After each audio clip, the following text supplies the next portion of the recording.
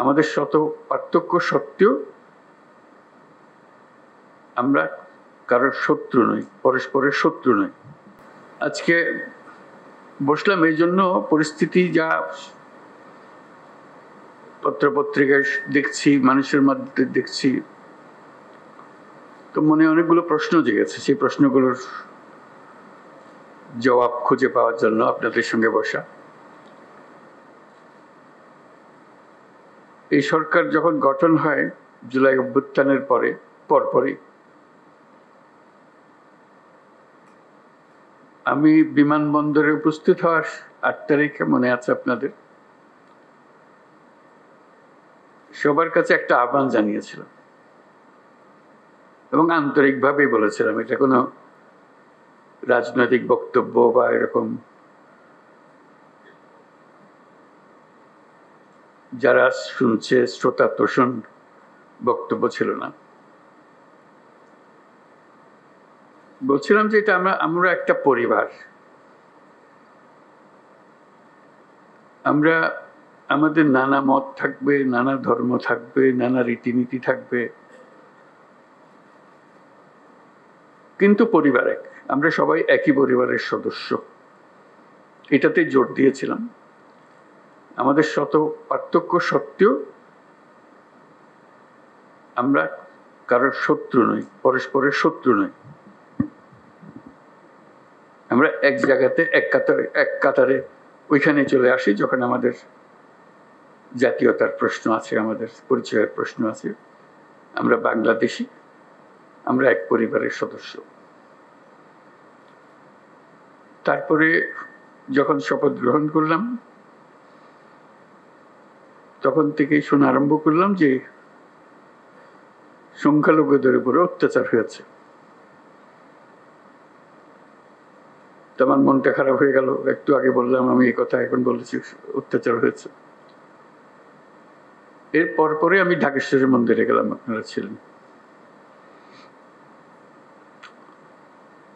সেখানেও একই কথা বললাম যে আমরা একই পরিবারের সদস্য, এবং বলছে যে আমরা অন্য সব দাবি দেওয়া বাদ দিলেও একটা দাবি আমাদের একদম পরিষ্কার, আমাদের সবার সমান অধিকার, বলার অধিকার, ধর্মের অধিকার, কাজকর্মের অধিকার, এবং সেটা আসছে আমাদের সংবিধান থেকে, নাগরিক হিসেবে আমাদের প্রাপ্য, এবং রাষ্ট্রের দায়িত্ব হলো এটা নিশ্চিত করা। এবং আমি আন্তরিকভাবেই বলার চেষ্টা করেছিলাম যেহেতু রাষ্ট্রের দায়িত্ব এখন আমাদের হাতে, এটা আমাদের দায়িত্ব নিশ্চিত করা, দায়িত্ব যে সংবিধান নাগরিককে যে দায়িত্ব দিয়েছে সেই দায়িত্বগুলো তার কাছে পৌঁছে দেওয়া, নিশ্চিত করা। তারপরেও কথাটা উড়ে গেল না। শুনলাম এখনো সংখ্যালঘুদের উপরে হামলা হচ্ছে। আমি সবাইকে নিয়ে বসলাম, আলাপ করলাম এটা কিভাবে করা যায়, এটার থেকে উদ্ধার পাওয়া যায় কিভাবে। তখন দুর্গাপূজার সময় আসলো, তখন বললাম যে একটা সুযোগ, কারণ এখানে একটা বড় সমস্যা হইতে পারে, যেহেতু এটা পূজার ব্যাপার, আনন্দের ব্যাপার, উৎসবের ব্যাপার, এখানে হামলা হওয়ার সম্ভাবনা আছে। আমাদেরকে নিশ্চিত হতে হবে যে হিন্দু সম্প্রদায়ের উপরে কোনো রকমের হামলা যেন না হয়। আমি খুব খুশি হলাম, সবাই তা খুব সিরিয়াসলি নিল। আপনাদের মনে আছে খুব উৎসব সহকারে সবাই দুর্গাপূজা করলো। কয়েক হাজার পূজা মণ্ডপ ছিল, সবকিছু থেকে খবর হলো সুন্দর হয়েছে। তাঁতিবাজারে একটা ঘটনা হয়েছিল, একটা ককটেল ফাটিয়েছিল একজন, ফাটায়নি, ককটেল মেরেছিল, এটি একমাত্র খবর ছিল। তবু আনন্দিত হয়েছিলাম, নিশ্চিত হয়েছিলাম এই জন্য যে আমরা সবাই একযোগে, এবং সেখানে সবাই যোগদান করেছে। এটা শুধু হিন্দু সম্প্রদায়ের উৎসবের বিষয় ছিল না, এটা পুরা জাতীয় উৎসবে পরিণত হয়েছিল। সবাই উৎসব করেছে, ছেলে মেয়েরা গেছে, বুড়া বুড়িরা গেছে, মুসল্লিরা গেছে, মৌলানারা গেছে, সবাই গেছে, আনন্দ সহকারে করেছে। তারপরে মনে একটু তৃপ্তি পেলাম যে না, একটু তো কাজ করেছি। এখন আবার নতুন কথা, হামলা হচ্ছে, অত্যাচারিত হচ্ছে, এবং বিদেশি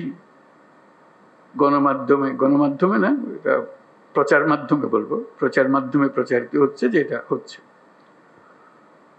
তা আমি খোঁজ নিচ্ছি যে কেন হচ্ছে, কি হচ্ছে। সব দিক থেকে খবর না, হচ্ছে না। ওই যে এক খবর হলো হচ্ছে, আর খবর হলো হচ্ছে না, মাঝখানে একটা ফাঁক থেকে যাচ্ছে, এটা ঠিক না। এটার অবসান হতে হবে। আমাদেরকে যে তথ্য আমরা পাচ্ছি সেই তথ্য ভুল হতে পারে, কাজে তথ্যের উপরে ভরসা করে বসে থাকলে কিছু নাই, এটা অন্ধের মতো বসে থাকার মতো। আমাদেরকে ভেতরে গিয়ে দেখতে হবে প্রকৃত ঘটনাটাকে। তথ্যের মধ্যে গরমিল কেন? তা কি ওরা যা বলছে সেটা মিথ্যা প্রচার, আমরা যা বলছি সেটা মিথ্যা প্রচার? সত্যটা কোথায়? এই সত্য, প্রথম কথা হলো আমাদের লক্ষ্যের মধ্যে কোনো ফারাক নেই, কোনো গোলমাল নাই, এটা আপনাদেরকে নিশ্চিত করা। এবং তথ্যগুলো কিভাবে আমরা পাবো, ঘটনা ঘটছে সেটা আমাদের জানা। প্রকৃত তথ্য, অনেক সময় সরকারি তথ্যের উপরে ভরসা করা যায় না, কর্তা যা চায় সেভাবে বলে দেয়, আসলটা মন খুলে বলতে চায় না, তো যেহেতু কর্তা নারাজ হবে তাতে। আমরা আসল খবরটা জানতে চাই, কিভাবে জানতে চাই, এবং সেই প্রক্রিয়াটা প্রতিষ্ঠিত করতে চাই। এটা শুধু আজকের 2 দিনের গোলমালের কারণে একটু চঞ্চল হয়ে কথা বলছি তা না, প্রকৃত পক্ষে এটা স্টাবলিশ করতে চাই যে ঘটনা ঘটতে পারে। এটা এত বড় একটা দেশের মধ্যে কত রকমের কাণ্ড, তার মধ্যে একটা কাণ্ড হয়ে গেছে, হয়ে গেলে তাৎক্ষণিকভাবে যেন খবরটা পাওয়া যায় এবং সেটা সমাধান করা যায়। যে দিক থেকেও দোষী তাকে বিচারের আওতায় আনতে হবে, এটাই হলো সরকারের দায়িত্ব। প্রথম কথা হলো যে এটা না হওয়াটা, পরিবেশ সৃষ্টি করা, একটা যদি হয়ে যায় তাকে তাৎক্ষণিকভাবে সেটার প্রতিকারের ব্যবস্থা করা, এটাই হলো বিষয়। আমি যা বলছি আমার মনে হয় বাংলাদেশের বেশিরভাগ মানুষ তাই মনে করে, এভাবে হওয়া উচিত। যে আমরা যেহেতু এক পরিবারের মানুষ, কাজে এক পরিবারের মানুষ হিসেবে আমাদের সামগ্রিক দায়িত্বটা যেন আমরা পালন করতে পারি, সেই পারিবারিক দায়িত্বটা আমরা যেন সম্পন্ন করতে পারি। সেখানে তথ্যটা হলো বড় বিষয়, এবং প্রতিকার। একটা হলো তথ্য, একটা হলো প্রতিকার। আমি পেলাম তথ্য, প্রতিকার পাচ্ছে না, এটা সমাধান করতে হবে। সমস্যা হয়ে গেলে সেটা সমাধান করতে হবে। সেই সমাধানটা আমরা কিভাবে করবো? আজকের আলোচনা এটা খোলাখুলি আলোচনা, সবাই আলাপ করবো। আমাদের লক্ষ্যের মধ্যে কোনো গোলমাল নেই। এখন এই তথ্য প্রবাহটা কিভাবে হবে, দোষীকে কিভাবে ধরতে হবে, যাতে করে অন্যরা মেসেজটা পেয়ে যায় যে এখানে গোলমাল করে সুবিধা হবে না, বিপদে পড়বে, তার পরিবার জেনে যায়, তার প্রতিবেশী জেনে যায় যে সে ধরা পড়ছে, এবং ভবিষ্যতে কেউ উৎসাহিত না হবে। এরকম এক বাংলাদেশ আমরা করতে চেয়েছি, সেটার নামেই আমরা নতুন বাংলাদেশ বলেছি, এবং আমরা এটাতে বিশ্বাস করি। এটা শুধু কথা দিয়ে আপনাদেরকে সন্তুষ্ট করে আজকের মতো বিদায় নিলাম ওরকম না, এটা করতে হবে এবং দ্রুত করতে হবে। এটা ভবিষ্যতে একদিন হবে, এটা কথা বলে লাভ নেই। ভবিষ্যৎ তো আর আমরা কোন দিন দেখবো না, আমরা বর্তমানের মধ্যে আছি, বর্তমানেই করে যেতে হবে যা কিছু। কাজেই সেটি আপনাদের কাছে আরজ যে খোলাখুলিভাবে আলাপ করবেন বিষয়টা, এবং এই তথ্যটা কিভাবে পাবো, কিভাবে সংগ্রহ করব, কিভাবে নিরাপদে সংগ্রহ করব, যে তথ্য দিচ্ছে সে আবার বিপদে পড়ে না যায়, মুশকিল তো, ওইটাও নিশ্চিত করা।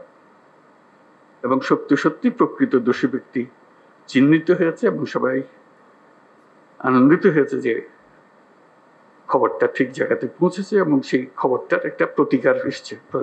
শুধু খবর দেওয়া না, খবরের পেছনে এটা প্রতিকারও এসছে। তো সেই বিষয়গুলো আলোচনার জন্য আজকে এসেছি। আপনারা খোলাখুলিভাবে আলাপ করবেন।